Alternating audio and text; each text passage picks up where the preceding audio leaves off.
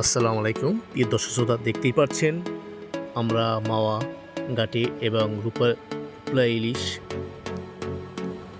কুটুমবাড়ি দেখতেই পাচ্ছেন। আমরা ঢাকা মিরপুর রিপোর্টার্স ক্লাবের সকল সাংবাদিক ভাইবন্ধু আমরা এই মাওয়া ইলিশা ঘাটে এবং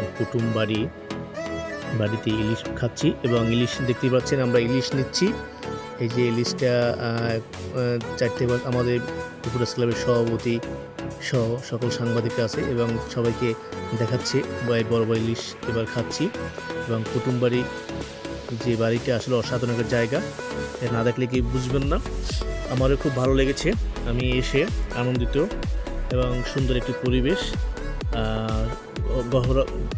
গরম পরিবেশে আমরা এখানে খাওয়া দাওয়া করার জন্য উদ্দেশ্য। এবং দেখতে পাচ্ছেন আমাদের মাছ কেটে সুন্দর করে এবং বাজার হবে, বাজার পর আমরা খাবো। যেহেতু দেখতে পাচ্ছেন এই মুহূর্তে যে আমরা যে দুপুরে এসেছি, এখানে আসলে খুব সুন্দর একটা জায়গা। বর্তমানে এখানে আমাদের কোনো লোক নাই। এখানে এই যে দেখতে পাচ্ছেন মাছ কাটা আছে, আমাদের যে বাবুর্চি আছে আমাদের মাছটা যে কেটে পাক করে সুন্দর পরিবেশে যে খাওয়ানো হবে। এই দেখতেই পাচ্ছেন দেখাচ্ছে এই যে ইলিশ মাছ। এই আমাদের এক সহপাঠী আছে জহির, সে আবার দেখাচ্ছে অসাধারণ মাছ, খুব ভালো লেগেছে। এবং সে বলতেছে আমি প্রথম মাছ বেজে আমার খুব আনন্দিত, আমি অনেক দূর থেকে এসেছি। আসলে আমার কাঁচা মাছটা আমার খুব খেতে ইচ্ছে করছে, আসলে পারলাম না। আমার এদিকে বন্ধু আনিস লিমন দেখতে পাচ্ছেন নিজে মাছ বাজি করতেছে, সেই মাছটা বেজে সে আনন্দিত এবং খুশি। হয়তোবা আমি মাছ তো হয়তোবা সে বাজে না, কিন্তু প্রথম মনে হয় ইলিশ মাছে বাজতেছে এবং নিজের হাত থেকে এবার নিজে পাক করে খাবে। যাই হোক, এদিকে সেই মুহূর্তে আমিও গিয়েছিলাম একটু মাছ বাজার জন্য। ইলিশ মাছ আমার মনে হয় প্রথম মাছ বাজতেছি, সেভাবে লাগাতাড়া করতেছি। দেখতে পাচ্ছেন যে অসাধারণ একটি বিষয়, অভিজ্ঞতা হলো।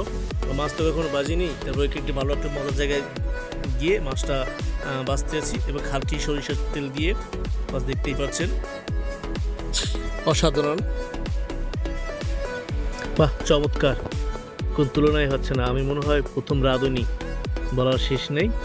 আবার বাবুচি দেখাচ্ছে এই যে মাছ দেখতেই পাচ্ছেন, অসাধারণ, আমার খুব ভালো লাগে। দেখতেই পাচ্ছেন খুব পরিবেশে আমরা এসেছি, আপনি চলে আসুন। যেহেতু কেননা এদিকে বাবুচি আবার বেগুন বাজি করবে, দেখতেই পাচ্ছেন বেগুন বাজি করতেছে, বাস এদিকে আবার বেগুন বাজি করার জন্য, মাছ বাজি করার জন্য। এদিকে পিছিয়ে আছে সাংবাদিক রেজল, দেখতেই পাচ্ছেন সে মিষ্টি হাসি দিয়ে দেখতেছে কীভাবে মাছ ভাজা হচ্ছে, অসাধারণ। এদিকে দেখতেই পাচ্ছেন প্রিয় দর্শক শ্রোতা কত সুন্দর মাছ পরিবেশে। এদিকে লঙ্কা, কাঁচা লঙ্কা, পাকা লঙ্কা যাই বলেন না কেন, মনে সব কিছুই আছে। এদিকে আবার যে খাঁটি সরিষার তেলটা দিয়ে আবার ভাজা হচ্ছে, অসাধারণ দৃশ্য। হয়তোবা আনন্দিত, আমরা অনেক মজা এনজয় করেছি এখানে এসে মাওয়া এই যে কুটুমবাড়ি এবং এদিকে আমি আবার যাচ্ছি, আবার একটু নতুন মাছটাকে বাজি করার জন্য। দেখতেই পাচ্ছেন আমার মনে হয় আমি বারবার এসেছি এই মাছ বাজার জন্য, নয়তো বা কেন এমন হবে। অসাধারণ। এই বাবুর্চি আবার দেখাচ্ছে আপনার বাজারটা হচ্ছে না, এভাবে বাজবেন। এই যে আবার নতুনভাবে যে আমরা বাজার শেষ, খাওয়া দাওয়ার প্রস্তুতি চলতেছে।